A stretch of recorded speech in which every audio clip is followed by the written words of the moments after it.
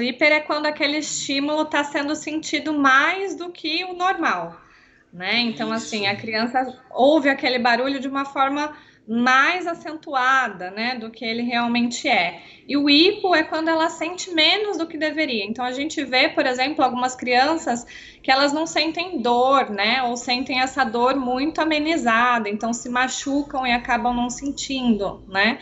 E a gente vê dentro do espectro, né, os estudos mostram aí que dentro aí de 80 até 90% das crianças tem alguma evidência de sensoriais aumentados ou diminuídos, tá?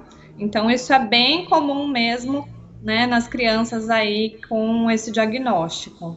E é por Sim, isso que é tão relevante a gente falar sobre isso e sobre o que a gente pode fazer para ajudar essas crianças, né? E exatamente. isso tá numa escala multidisciplinar, né? Então não é só o psicólogo, a gente já viu a TO falando e como a terapia ocupacional é importante para essa integração sensorial, né? Para ajudar ali nas respostas a esses estímulos. E da nossa parte, né, da psicologia, a gente também tem estratégias para auxiliar.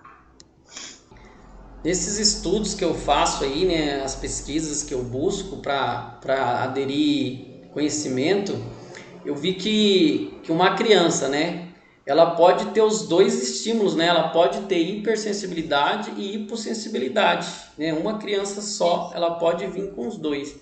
Então, por isso aí a dificuldade em estar fazendo essas tarefas, né, que demanda esses estímulos sensoriais aí para as crianças. É por isso que é importante a gente buscar conhecimento para tentar amenizar essas dificuldades, né, Natália? Algumas coisas dentro da psicologia que a gente pode fazer para ajudar essas crianças, né, na previsibilidade, né, na preparação ali do ambiente, na construção desse vínculo, né, de deixá-la confortável, de fazer esses combinados. Então, para muitas crianças, isso é suficiente, né? A gente colocar ali estímulos distratores, que é o que você utiliza bastante aí, né? Que eu pude acompanhar. Então, por exemplo, tá cortando o cabelinho da criança enquanto ela pode assistir um tablet, né? Então, Sim, isso a gente chama que é uma distração para ela, de acordo com as coisas que ela gosta, né? Que é um reforçador também, para que a gente amenize ali aquele aversivo, né? Que é o incômodo que ela está sentindo. Porém, algumas crianças, elas vão precisar de um processo um pouco mais lento, né? é Para verdade. dessensibilizar. A gente tem um cliente que a gente acompanha aqui, né, que é cliente meu, é cliente aqui do salão e é cliente da Natália. E a gente acompanha esse menino, a gente faz, né, os atendimentos. Foi esse atendimento que ela me acompanhou. E igual que esse exemplo que ela falou, que às vezes nem, né, esses reforçadores conseguem amenizar os estímulos, ele precisa de mais, ele precisa dessa dessensibilização, né, Natália? Ele precisa um tempo maior aí para o organismo dele ir aceitando aos poucos essas sensibilidades sensoriais. Então, o que a gente quer passar aqui, gente? Que é possível sim fazer esse atendimento, que é possível sim a gente fazer esse tipo de trabalho, né? Que é um trabalho mais cauteloso, um trabalho que a gente respeita o momento da criança, respeita as dificuldades da criança. A gente quer dizer que é possível sim, tá? Ter um corte de cabelo mais humanizado, sem precisar segurar a criança, né? Não vou dizer aqui que é fácil, né, Natália? Não é assim uma hora para outra. Às vezes acontece, viu, pessoal? Às vezes acontece da criança vir e aqueles estímulos, aqueles reforçadores para ela já é o suficiente, né? Só que ao mesmo tempo que ela vem no primeiro atendimento e dá certo, no segundo pode ser que já seja diferente, né? Porque os reforçadores, né? Você pode até explicar. Os reforçadores ele muda, né, Natália, com o tempo, né? Ele não se mantém assim por um bom tempo, né? Eles perdem, né, o potencial. Então, isso é para todos nós, né? Não só para as crianças.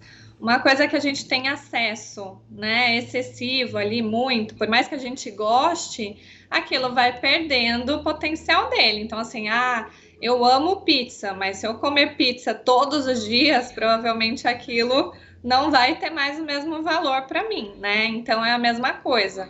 A criança, aquilo é muita novidade, então, poxa, aquilo é super legal, tá sendo um distrator legal, ela se mantém envolvida, mas da próxima vez já não é um estímulo novo, não é uma coisa nova, e talvez o aversivo ali esteja falando mais alto naquele momento, né? Então, são várias situações que a gente precisa estar atentos, tomar cuidado e perceber qual que é a necessidade de cada criança, né? Então, como o tio Ricardoni falou, tem crianças, né, que inclusive eu acompanhei aí, que em uma vez, tinha muitas questões ali e tal, mais de comportamento, mas daí a gente deu um estímulo, mostrou para ele como ele pode se autocontrolar, né? E como ele pode se distrair, e a partir de então nunca mais aconteceu, né, Cardone? Sim. Agora, tem outros que a gente faz esse mesmo processo, né? Então, faz a previsibilidade, né? De dar uma rotina visual, ou fazer uma história social do que vai acontecer, que isso é muito importante, né? Então, a previsibilidade para essas crianças é muito essencial em qualquer processo, não só no corte de cabelo, mas qualquer coisa que ela vai fazer de novo, né? Um lugar que ela vai conhecer. Então, a gente preparar isso antes, mostrar para ela o que vai ter quando ela encontrar, quando ela chegar naquele lugar. Então, tudo isso é uma preparação que a gente faz, mas que às vezes esse estímulo tá tão aversivo para ela, né? Esse sensorial tá tão aversivo que isso não é suficiente. Então, a gente tem para passar para uma outra técnica também, né? Então, não é só uma coisa e nem só outra coisa. A gente tem que fazer complementos aí, né? Para a gente conseguir ajudar essa criança.